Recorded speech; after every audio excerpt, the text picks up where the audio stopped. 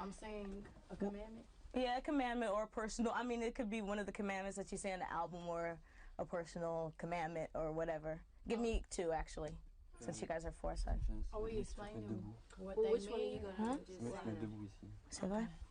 Tu vois mon ombre? Non, non, c'est pas ça, c'est par rapport à la direction de regard. Okay. We're doing it so she can then get an introduction about that. Yeah. Okay. I'll punctuate the interview with that. Okay. And then like with images of the videos and stuff like that. But it's good to have like other things than videos to punctuate the interview. Okay. C'est bon? Ça tombe? Ouais. Okay, go ahead. Thou shalt not give into temptation, and if thou can wait, then thou shalt stay. Okay. Thou shalt not hate. Hold on 1 second. You guys gotta zoom in on you. Okay. Attends. Ah, ok. C'est bon? Wait a minute, I need good, because I need to. Thou shalt not hate, and Thou shalt say my name. thou shalt know when he's got to go. That's what it is. Well, yeah, I'm gonna do say my name, and he can. C'est bon? Thou shalt know when he's Ah, got c'est to bon, go, hein. and thou shalt say my name. But thou shalt say my name, it don't sound like. You ready? Yeah, ready. Tell me. Oh, okay. Thou shalt not hate, and thou shalt know when he's got to go. Okay. 4 sur Kelly.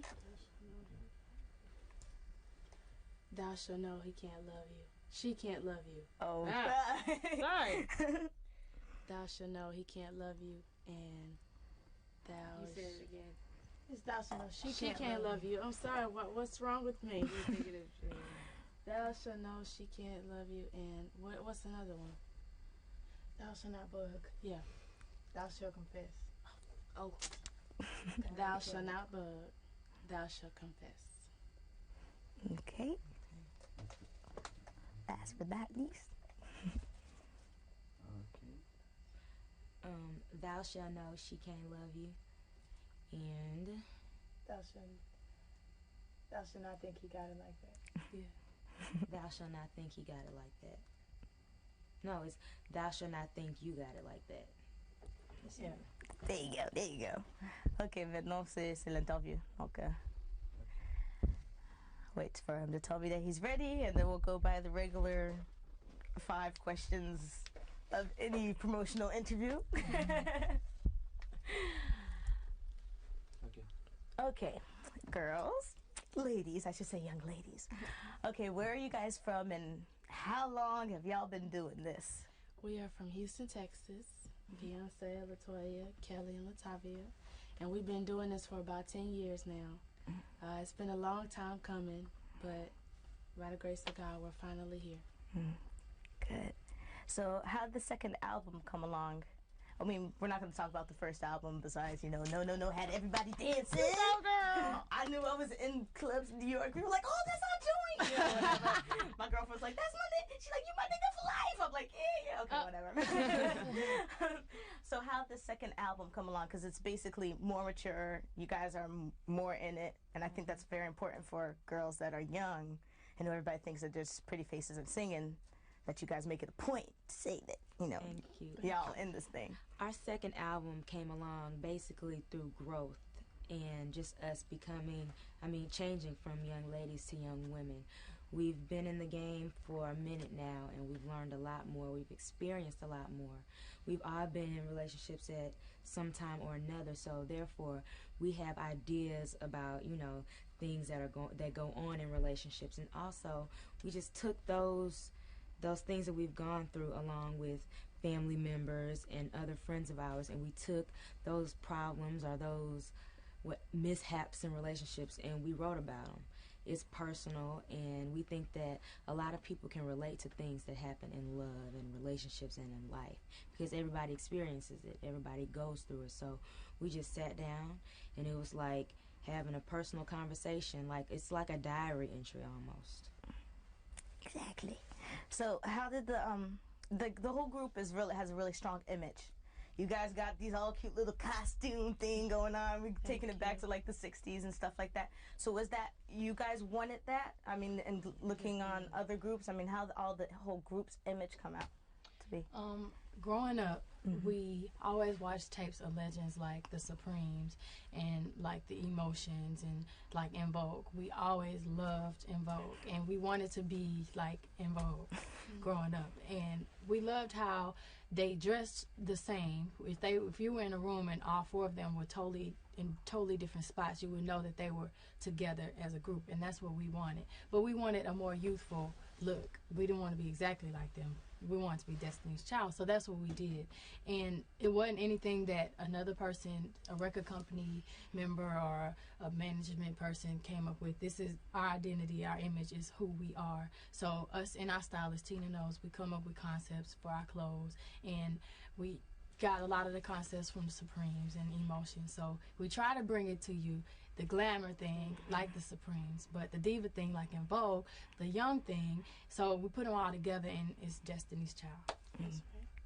So so who does the writing? Do you guys all do the writing? Do you guys all sit down together and be like, we want to work with this producer? Yeah. And so how does the whole group function? Because I mean, 4 girls together. I mean, even if you feel like your family, there's gotta be some like people who are not agreeing with others. So how does that work? The fact that we've been knowing each other for so long, we all have this tight bond where we're all we're doing the same thing because we want a great final project. And before we recorded the second album, we told our manager exactly what we wanted and the record company exactly what we wanted.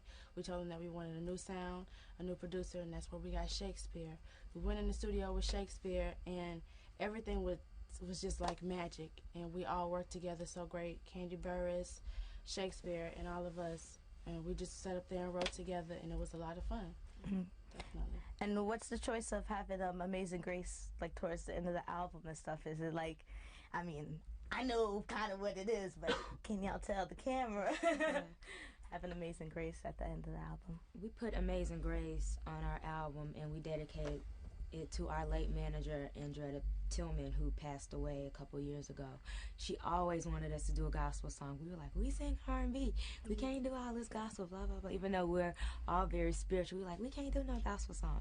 So once we did Amazing Grace, we were like, we got to put this on the album, and let's dedicate it to her. Let's kind of like in remembrance of our manager, our late manager. Also, the fact that we use the concept out of the Bible, the writings on the wall, which is the title of the album. We took the commandments because Moses found the commandments on the wall. The writings was on the wall. We took that concept. We wanted to make sure that everyone knew that we weren't trying to redo God's commandments. So we gave props to God who made the real commandments, and we thought that we had to do that because we don't want to give off the impression that we're trying to redo the commandments. We just took the concept out of the Bible. So we thought it was important for us to make that clear to the world. So yeah, I know you guys are probably aware that you guys have become like extreme huge role models for all young folks. And how do you guys like take on that responsibility of being these like newfound like role models like we haven't had in a little while, you know? Because there's a lot of girl groups, but there's like girl groups that you don't really know what they're talking about. They're not all going in the same direction. Like the whole album is not together. Yeah. You know, so how do you guys take on this newfound responsibility? Well, 2 of us are automatically role models because we have little brothers and little sisters. But, little sisters, little brothers. But we felt it was important, first of all, to be able to have a family environment, and they be able to sit around and watch our videos, and not the parents not have to go, you can't watch that, or listen to, you know what I'm saying, or be like, oh, no, turn this down. So we took on that responsibility, and as responsible teenagers, we know we can't do certain things, like, you know, you all know what we can't do. You know what I'm saying? We take our imaging very seriously. Yeah, and that's part of the sacrifice that comes with being a role model. You can't live a regular teenage life and make some of the teenage mistakes because you have younger people out there and teenagers your age looking up to you, and you don't want them to follow that, or you don't want to set that type of negative example. Right. I understand that. Preach on, my sisters. Preach on. I guess, I mean, you guys did like 2 albums. I mean, there wasn't a lot of time in between the 2 albums. So Can I imagine that you guys are always thinking about the third, or? No, not yet. We're still focusing on the writings on the wall right now, definitely. But I'm sure